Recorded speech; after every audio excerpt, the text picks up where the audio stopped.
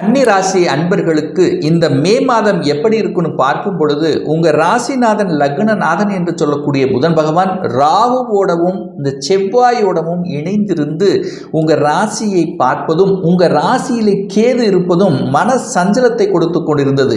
Negative எண்ணங்களை விதைத்து கொண்டிருந்தது.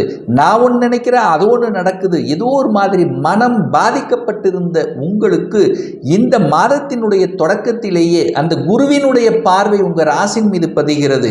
கடவுளினுடைய அனுகிரகம் உங்களுக்கு இருக்கிறது. அப்போ எந்த நெகட்டிவும் உங்களுக்கு வரப்போவதில்லை. மனம் நன்றாக இருக்க போகிறது அப்படின்னு சொல்லலாம். இதுவரைக்கு குரு பகவான் 8ஆம் இடத்திலிருந்து திருமணம் நடக்கவில்லையே, திருமண தடை இருந்ததே அப்படின்னு இருக்கின்ற இந்த கன்னிராசி என்பவர்களுக்கு இப்ப திருமணம் நடக்கக்கூடிய தன்மை, குழந்தை பாக்கியம் கிடைக்கக்கூடிய தன்மை, குடும்பத்தில் மன மகிழ்ச்சி சந்தோஷத்தை தரக்கூடிய அத்தனை அம்சங்களும் இந்த மாதம்